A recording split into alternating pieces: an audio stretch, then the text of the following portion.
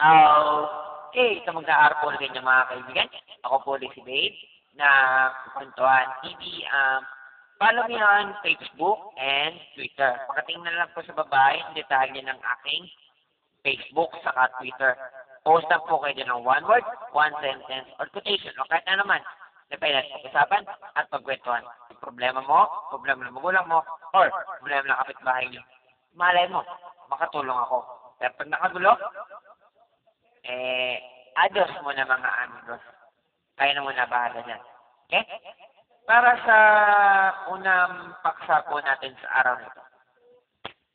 Noong araw, lahat ng bagay ginagawa ng mano-mano at pinapahalagahan at pinagsisikapan. Pero mula nang nagsimula ang modernisasyon ay nagagawa na ng madalian ang mga bagay ng walang kahirap-hirap, kaya wala ng pagpapahalaga. Oo, tama.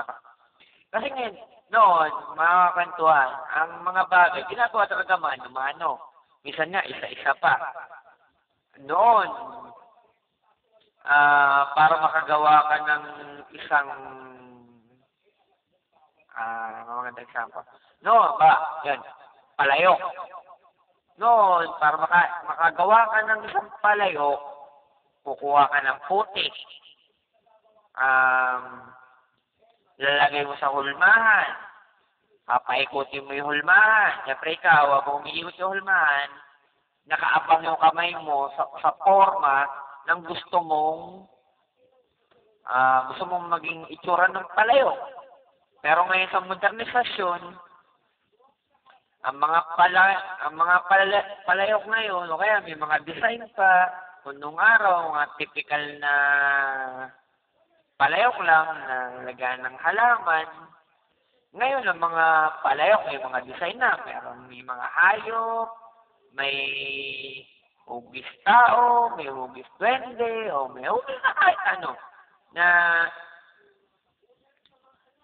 nung araw, pinaghihirapan yun, kaya pinapahalaga ng mga tao. Ngayon, yung mga palayok ngayon, baliwala na lang kasi napakadali lang gumawa dahil sa mga makina ngayon, napakabilis nang gumawa, wala kang kahirap-hirap. Ano ba? Yung mga kotse, kung mapapanood po natin sa history ng kotse noon, para makagawa ng kotse, inaabot ng mga ilang buwan bago matapos ang isang kotse. Ngayon, siguro, para makagawa ng isang buwan, siguro, pinakamahaba na siguro ang mga ilang linggo lang makagawa na ng kotse. Noon, ang paggawa nyo isa-isa, mano-mano. Ngayon, kadalasan nga ang gumagawa, makina na lang. Kaya, ang tao, lalo na't mga mayayaman, wala nang pagpapahalaga sa kotse nila dahil, kotse lang yan luma na yan. Palitan na, ito na bago ngayon, computerized pa. Kaya, nagpakita ko ang dalawang halimbawa mga kantuan na, kung nung araw, mahalaga ang isang gamit o bagay. Ngayon, wala nang kwenta yan kasi ikakatira ng mga tao yan, madali ng palitan yan. Pero, mas maganda pa rin nung araw na hindi pa rin matatawaran yung mga gamit ng araw. Kasi yung gamit ng araw, kasi matagal ginawa, matibay, pinapahalaga ng mga tao. At kayamanan pa rin ng panahon yan. Di ba nga, sa mga, yung mga gamit nung araw na nahuhukay ngayon, kapag kadalasan nasa museum lang o pag may nakakuha, maibebenta yan ng milyon-milyon. Kasi yung mga gamit ng araw, iba yung mga gamit ng araw sa mga gamit ngayon.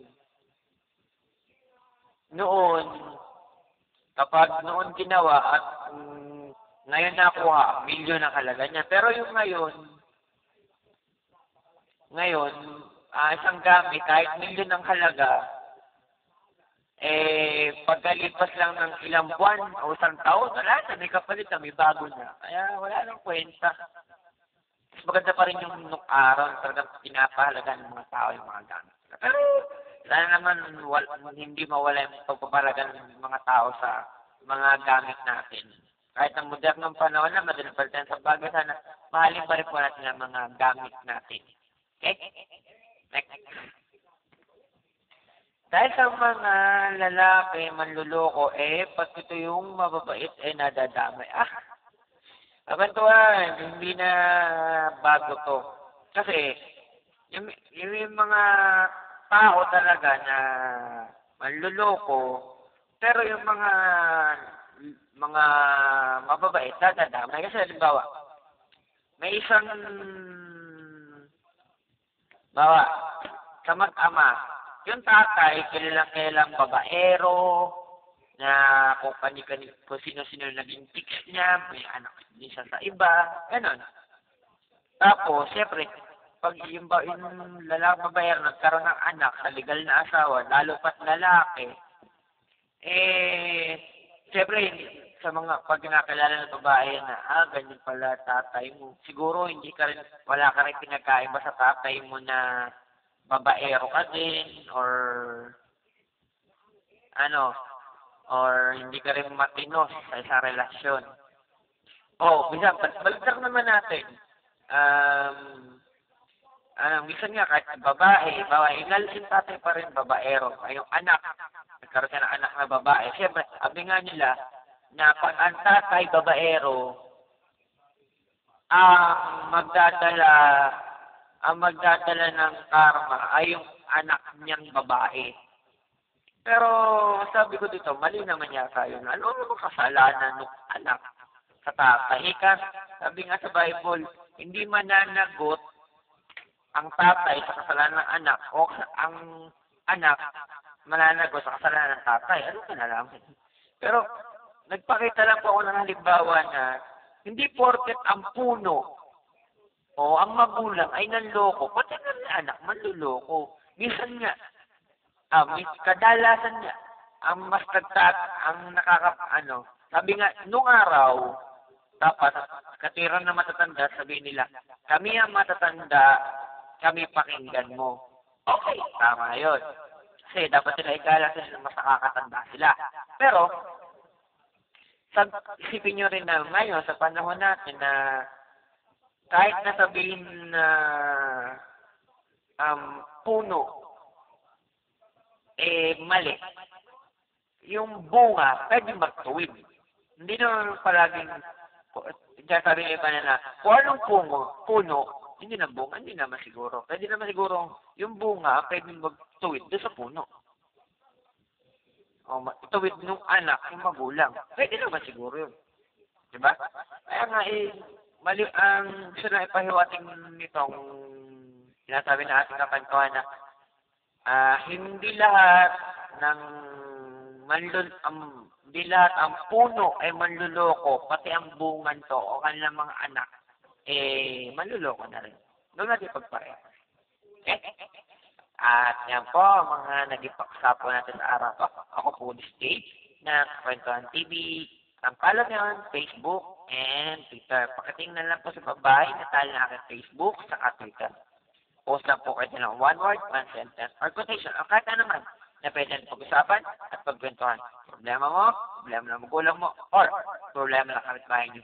Malay mo, makatulong ako. Kaya pag makagulo, adjust mo na mga amigos. Kayo na muna pala. Okay? Paano pa? Susunod. Tada!